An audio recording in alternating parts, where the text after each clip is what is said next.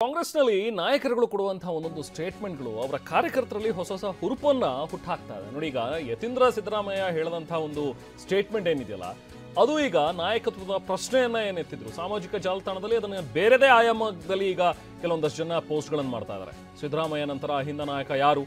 ಆ ಏಕೈಕ ನಾಯಕ ಇನ್ಯಾರು ಅಲ್ಲ, ಪ್ರಿಯಾಂಕ್ ಖರ್ಗೆ ಅಂತ ಹೇಳಿ ಕೆಲವೊಂದಷ್ಟು ಜನ ಪೋಸ್ಟ್ ಹಾಕೊಂಡಿದ್ದಾರೆ. ಪ್ರಿಯಾಂಕ್ ಖರ್ಗೆ ಅಭಿಮಾನಿಗಳು ಈ ರೀತಿ ನಾಯಕತ್ವದ ಒಂದು ಪೋಸ್ಟ್ ಹಾಕೊಂಡಿದ್ದಾರೆ.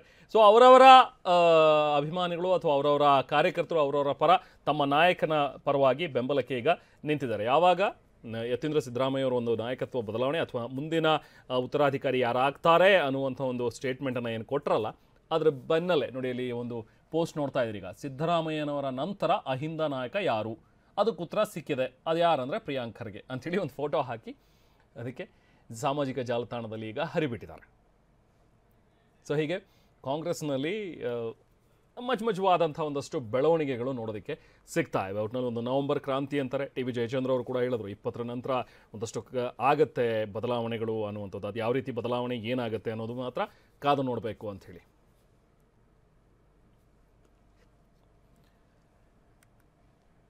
ಇನ್ನು ಇದ್ರ ಜೊತೆಗೆ ಈಗ ಡಿ ಕೆ ಶಿವಕುಮಾರ್ ಅವರು ಕೆಲವೊಂದಷ್ಟು ಕಡೆ ಟೆಂಪಲ್ ರನ್ ಮಾಡ್ತಾ ಇದ್ದಾರೆ. ಹಾಗೆ ಕೆಲವೊಂದಷ್ಟು ಸ್ಟೇಟ್ಮೆಂಟ್ ಕೂಡ ಕೊಡ್ತಾ ಇದ್ದಾರೆ. ನೋಡಿ, ಪಕ್ಷಕ್ಕಿಂತ ಯಾವತ್ತೂ ವ್ಯಕ್ತಿ ದೊಡ್ಡವರಲ್ಲ, ಯಾವತ್ತೂ ಕೂಡ ವ್ಯಕ್ತಿ ಪೂಜೆ ಮಾಡಬಾರ್ದು ಅನ್ನುವಂಥ ಒಂದು ಮಾತುಗಳನ್ನು ಡಿ ಕೆ ಶಿವಕುಮಾರ್ ಅವರು ಹೇಳಿದ್ದಾರೆ. ಪಕ್ಷದ ಪೂಜೆ ಮಾಡಬೇಕು, ಯಾವತ್ತೂ ಗುಂಪು ರಾಜಕಾರಣವನ್ನು ನಾವು ಕೂಡ ಮಾಡಿಲ್ಲ ಅನ್ನುವಂಥದ್ದನ್ನು ಕೂಡ ಹೇಳಿದ್ದಾರೆ.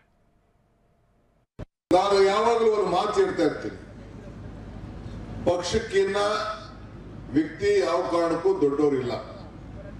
ಯಾವಾಗಲೂ ವ್ಯಕ್ತಿ ಪೂಜೆ ಮಾಡೋಕೆ ಹೋಗಬಾರ್ದು. ನೀವೇನಿದ್ರು ಪಕ್ಷದ ಪೂಜೆಯನ್ನ ಮಾಡಬೇಕು. ನಾನು ಯಾವಾಗಲೂ ಈ ಗುಂಪು ರಾಜಕಾರಣ ಮಾಡೋಕೆ ಯಾವತ್ತೂ ಅವಕಾಶ ಕೊಟ್ಟಿಲ್ಲ. ಗುಂಪು ಮಾಡ್ಬೇಕಾದ್ರೆ ಏನು ಬೇಕಾದ್ರೂ ಮಾಡ್ಬೋದಾಗಿತ್ತು, ಅದರಿಂದ ಏನೂ ಪ್ರಯೋಜನ ಆಗಿಲ್ಲ. ಕಾಂಗ್ರೆಸ್ ಪಕ್ಷ ಇದ್ರೆ ನೀವೆಲ್ಲ